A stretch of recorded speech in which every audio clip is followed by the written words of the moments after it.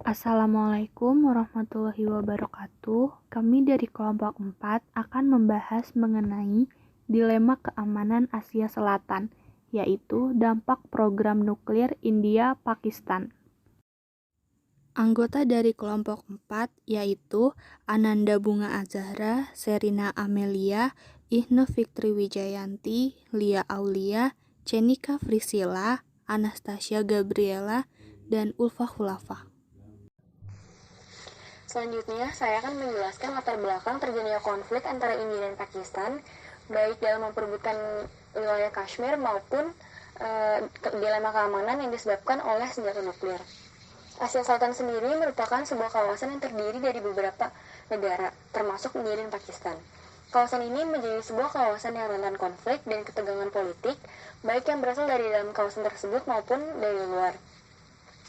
Terbukti dengan permusuhan yang terjadi antara India dan Pakistan akibat dari terpisahnya Pakistan dan India pada tahun 1947, serta terpecahnya Pakistan Timur menjadi Bangladesh dan banyaknya kelompok-kelompok militan pendukung terorisme yang terdapat di masing-masing negara di kawasan.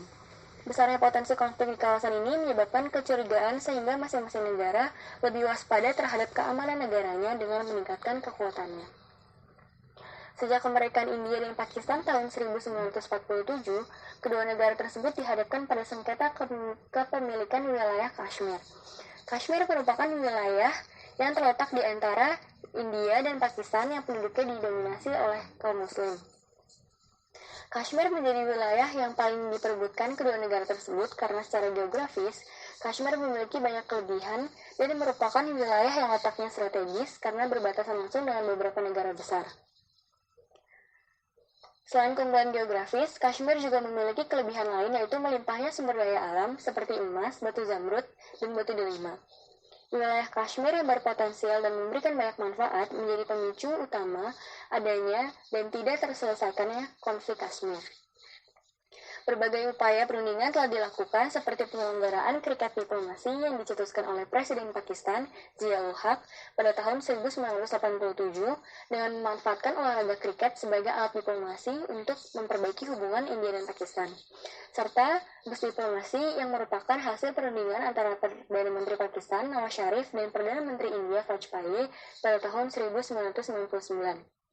Untuk membuka jalur bus yang melewati perbatasan India dan Pakistan. Namun, sengketa Kashmir pun belum terselesaikan. Persaingan antara India dan Pakistan yang pada mulanya berupa persaingan dalam memperebutkan wilayah Kashmir, meluas menjadi persaingan adu kekuatan senjata nuklir. Pada 18 Mei 1974, India melaksanakan uji coba nuklir pertamanya untuk tujuan damai atau yang dikenal dengan Peaceful Nuclear Explosion. Hal ini menunjukkan kemampuan India untuk bom nuklir dalam waktu singkat. Uji coba nuklir pertama India menimbulkan reaksi dari negara-negara kawasan. Kawasan Asia Selatan, terutama Pakistan, sebagai saingan utama India. Pada tahun 1998 hingga 2012, kedua negara melakukan uji coba secara bergantian. Pada bulan Mei tahun 1998, India melakukan 5 kali percobaan dan Pakistan merespon dengan melakukan 6 kali percobaan nuklir. Aksi reaksi antara India dan Pakistan dalam persaingan kapabilitas nuklir menimbulkan ketegangan dalam sistem internasional.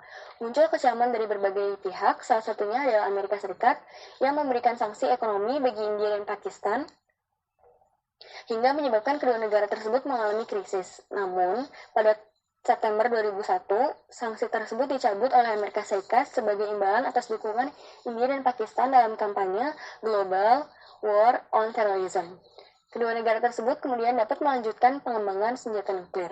Setelah adanya konflik perebutan Kashmir yang masih belum jelas titik temunya, kemudian ditakutkan lagi akan terjadi konflik nuklir dari kedua negara. Sebab India dan Pakistan sama-sama memiliki senjata berbasis nuklir. Walaupun belum pernah menyerang satu sama lain dengan senjata nuklir, akan tetapi dengan saling melakukan uji coba dan peledakan dapat memicu konflik nuklir antara kedua negara tersebut. Selanjutnya adalah teori analisis. Teori yang kita gunakan adalah teori security dilemma oleh Robert Jervis. Dalam teori ini, Robert Jervis menjelaskan bahwa dilema keamanan merupakan keadaan yang terjadi ketika suatu negara melakukan upaya peningkatan keamanan yang kemudian dipersepsikan sebagai tindakan yang mampu untuk mengurangi keamanan bagi negara lain. Menurut Jervis juga, Meningkatkan kekuatan adalah tujuan suatu negara yang semata-mata untuk mengamankan wilayahnya tanpa bermaksud mengurangi kekuatan negara lain. Namun, tindakan tersebut cenderung menyebabkan timbulnya berbagai tanggapan dari negara lain yang salah satunya adalah sebagai ancaman yang dapat menimbulkan keamanan negaranya berkurang. Tindakan tersebut dapat menyebabkan negara-negara lain, terutama negara tetangga yang berada di sekitarnya, menanggapi tindakan tersebut dengan tindakan atau langkah yang sama. Dan akhirnya, siklus perlombaan senjata atau arms race pun terjadi. Menurut Barry Buzan, perlombaan senjata atau arms race merupakan dorongan militer bagi banyak negara, yang dimana mereka berusaha untuk mempertahankan diri dengan meningkatkan kekuatan militernya, sehingga menyebabkan mereka menjadi ancaman bagi negara lain. Negara-negara yang bermusuhan terkunci dalam sebuah siklus ketakutan bersama di mana semua pihak merasa sama-sama terancam. Tindakan defense yang dilakukan oleh suatu negara akan dianggap sebagai tindakan offense oleh negara lain yang selanjutnya mempersenjatai diri sebagai tanggapannya. Kegagalan dalam melihat tindakan negara lain dapat menimbulkan kesalahan persepsi dan permusuhan yang kemudian dapat meningkatkan ketegangan yang memicu terjadinya konflik, terutama di suatu kawasan internasional. Semua pihak berusaha saling mengungguli sehingga menimbulkan perlombaan senjata, baik secara kualitatif maupun kuantitatif. Perlombaan senjata inilah yang dapat menyebabkan timbulnya security dilemma. Lalu ada perkembangan program nuklir India dan Pakistan. Program nuklir India dimulai pada Maret 1944 atau 3 tahun sebelum India merdeka. Reaktor nuklir pertama yang dimiliki oleh India bernama Apsara Research Reactor yang merupakan hasil dari kerjasama antara India dan Inggris pada tahun 1955. Kebijakan penggunaan nuklir India terbagi ke dalam dua masa. Yang pertama dimulai pada tahun 1947 dan hingga 1974. Yang pertama itu dengan membuat kebijakan mengenai nuklir saat pemerintahan Perdana Menteri Jawaharlal Nehru. Lalu kebijakan yang kedua yaitu pada tahun 1974 hingga 1998, di mana secara teknis India sudah memiliki kemampuan untuk menciptakan senjata nuklirnya sendiri. Lalu ada program nuklir dari Pakistan. Program pengembangan nuklir Pakistan sendiri diawali dengan memanfaatkan agenda Atoms for Peace Proposals yang diinisiasi oleh Presiden Amerika Serikat pada tahun 1993. Lalu pada bulan Maret 1996, dibentuklah Pakistani Atomic Energy Commission atau PAEC sebagai langkah awal bagi Pakistan melakukan pengembangan nuklir untuk tujuan damai. Lalu Pakistan memulai konsep senjata nuklir setelah Pakistan Barat memisahkan diri menjadi Bangladesh. Sejak saat itu, Pakistan membangun program nuklir selama 3 tahun. Program tersebut dibantu oleh China dan Kanada. Selanjutnya ada dampak perkembangan nuklir India dan Pakistan terhadap keamanan regional di kawasan Asia Selatan. Yang pertama, dapat memicu timbulnya ancaman persaingan senjata yang dapat berujung perang, serta persaingan hegemoni di kawasan Asia Selatan. Yang kedua, dapat memicu timbulnya security dilemma, di mana negara-negara lain di kawasan juga ikut meningkatkan keamanan nasionalnya karena pengembangan nuklir di antara India dan Pakistan. Hasil dari security dilemma tersebut dapat memicu timbulnya ketergantungan pada persenjataan yang kemudian menjadi kebijakan seolah-olah demi kepentingan pertahanan, padahal dapat mengancam negara lain. Yang keempat, persaingan pengaruh India dan Pakistan dalam Laut Cina Selatan. Yang kelima, isu terorisme yang berkembang di negara Pakistan. Dan yang terakhir, di bidang ekonomi dapat menghambat investasi asing dan memukul sentimen para pelaku usaha di negara dengan perekonomian yang tumbuh paling cepat di dunia.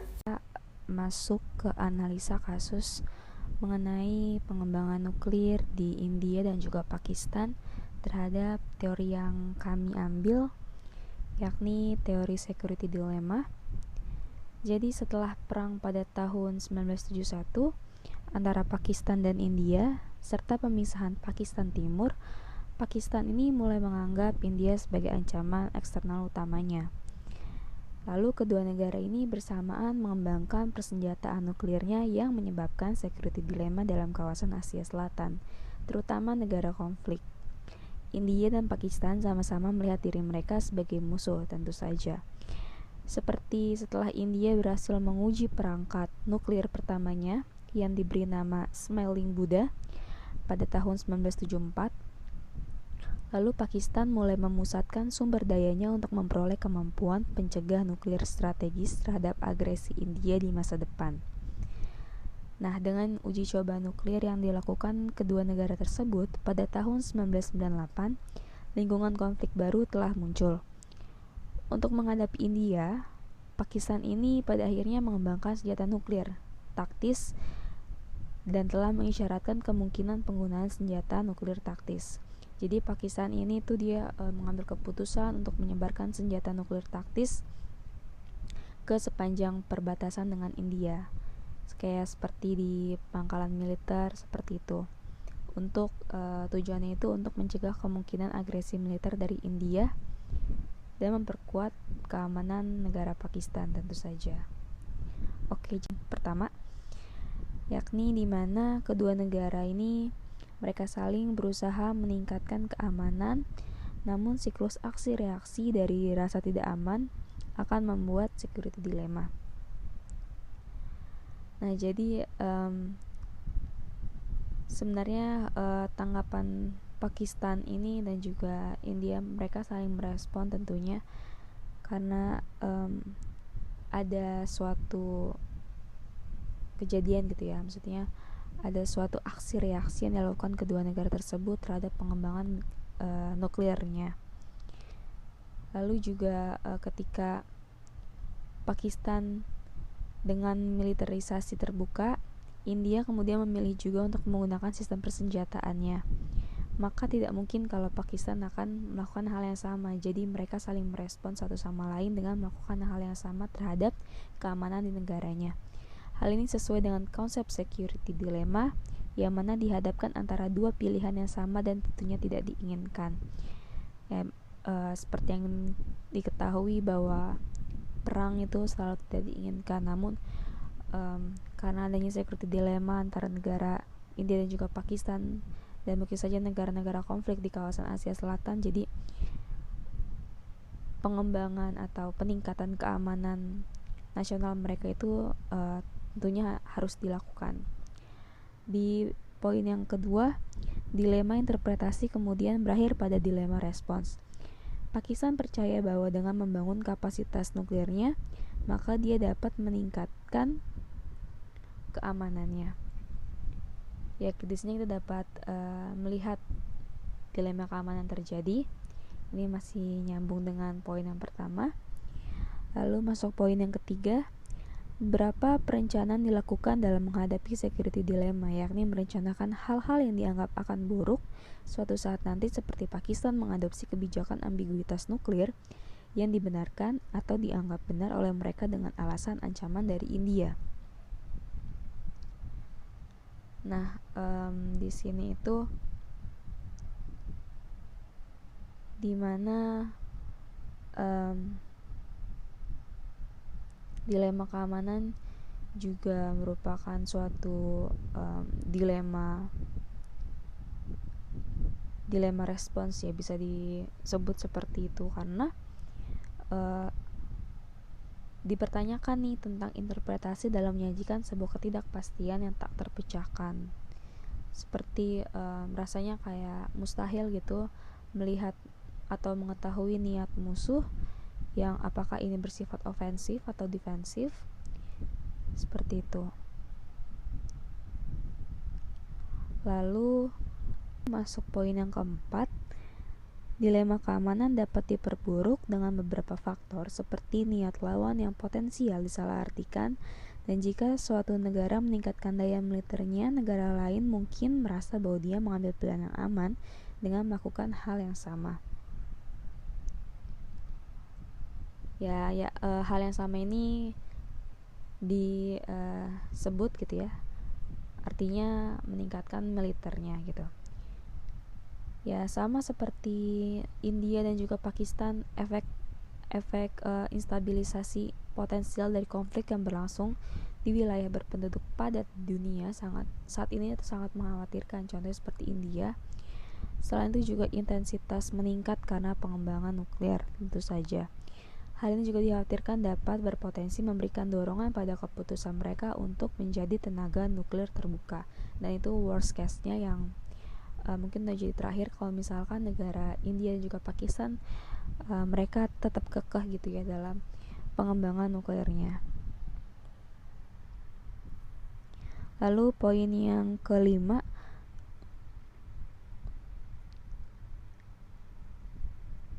yakni pengembangan dan aktivitas yang semakin meningkat sehingga menimbulkan kecurigaan.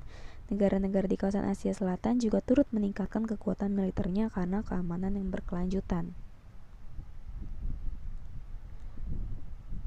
Di sini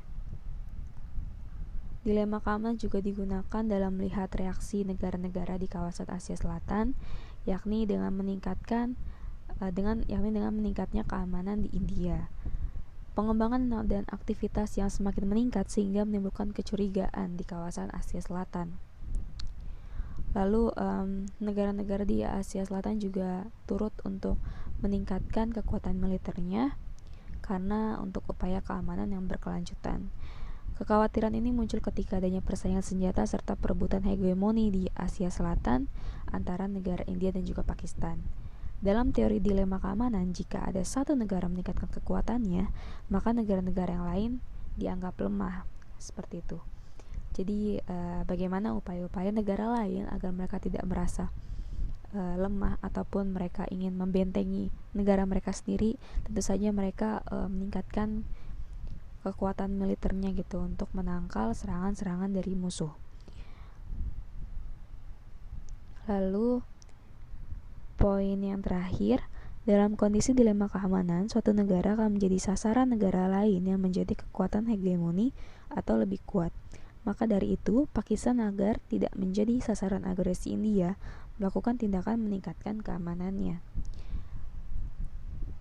Nah, jadi tentu saja Pakistan itu memperkuat dirinya dengan persenjataan termasuk dengan pengembangan senjata nuklir. Security dilemma sangat terasa di kawasan Asia Selatan, tentu saja karena adanya pengembangan nuklir ini. Nuklir antara dua negara ini yang masih terus berlanjut dan memicu adanya persaingan senjata. India pun negara ini juga berambisi untuk melakukan ekspansi militer dan mendirikan pangkalan udara di perbatasan untuk naik ke forum dunia sebagai kekuatan utama dunia. Maka rivalnya, negara Pakistan, juga turut merespon ambisi India, yang mana India ingin mengendalikan Samudra Hindia dan rute perdagangan energi. Mereka juga melakukan peningkatan stok dan juga teknologi nuklir. Nah, karena adanya pengembangan nuklir satu sama lain antara India dan Pakistan ini, seperti contohnya muncul lembaga-lembaga di India dalam peningkatan nuklirnya seperti DRDO, Defense Research and Development Organization, yang berperan dalam pengembangan nuklir di India. Lalu ada ARDE, Armament Research and Development Establishment, dengan mengembangkan teknologi nano bubuk. CFEES, Center for Fire, Explosive and Environment Safety, dengan memproduksi pendeteksi ledakan api dan penghancur sistem rudal, dan sebagainya. Sementara Pakistan merespon hal tersebut. Namun kendala dari Pakistan ini sebenarnya adalah masih rendah. Kemampuan mereka masih rendah dibandingkan India. Maka dari itu, Pakistan pun menggait negara-negara yang potensial dalam teknologi nuklir untuk bekerja sama dengannya dengan memanfaatkan tenaga modern. Pakistan memiliki rudal yang masuk dalam spesifikasi rudal jarak pendek, rudal menengah, dan juga rudal jauh. Jadi ada 3 level rudal yang dimiliki Pakistan. Dengan spesifikasi rudal tersebut, ketika terjadi perang dengan India, maka Pakistan dapat menjangkau titik-titik di India. Nah, jadi sudah sangat terasa bagaimana security dilemma terjadi di kawasan ini terhadap pengembangan nuklir antara negara India dan juga negara Pakistan, yang mereka sama-sama merasa terancam satu sama lain karena teknologi, karena keamanan yang mereka kembangkan. Ya, jadi sekian analisa kasus nuklir India Pakistan ini yang saya coba kaitkan dengan teori security dilemma. Terima kasih. Di sini saya akan menjelaskan mengenai kesimpulan. Kesimpulannya adalah security dilemma sangat terasa di kawasan Asia Selatan karena pengembangan nuklir dua negara yang masih terus berlanjut dan memicu adanya persaingan senjata. Nah, salah satunya adalah aksi reaksi antara India dan Pakistan dalam persaingan kapabilitas nuklir menimbulkan ketegangan dalam sistem internasional. Yang kedua, persaingan antara India dan Pakistan yang pada mulanya berupa persaingan dalam memperebutkan wilayah Kashmir meluas menjadi persaingan adu kekuatan senjata nuklir. Pada 18 Mei 1974, India melaksanakan uji coba nuklir pertamanya untuk tujuan damai atau yang dikenal dengan Peaceful Nuclear Explosion. Hal ini menunjukkan kemampuan India untuk go nuklir dalam waktu yang singkat. Lalu, yang ketiga, hubungan Pakistan merasa terancam dengan perkembangan militer India yang melakukan kerjasama militer dengan banyak negara, sehingga kondisi dilema keamanan memaksa Pakistan untuk menerapkan strategi serupa, yaitu dengan melakukan kerjasama dan juga dengan meningkatkan anggaran militernya. Sebagai negara yang selalu merasa terancam atas kemajuan militer India, maka strategi pengembangan militer untuk sama-sama berada pada posisi yang sama merupakan suatu keniscayaan yang harus dilakukan Pakistan. Yang terakhir, di sini kita dapat melihat dilema keamanan yang terjadi. Pakistan percaya bahwa dengan membangun kapasitas nuklirnya, maka dia dapat meningkatkan keamanannya. Lalu Pakistan merespon dengan mengadopsi kebijakan ambiguitas nuklir yang dibenarkan atau dianggap benar oleh mereka dengan alasan ancaman dari India.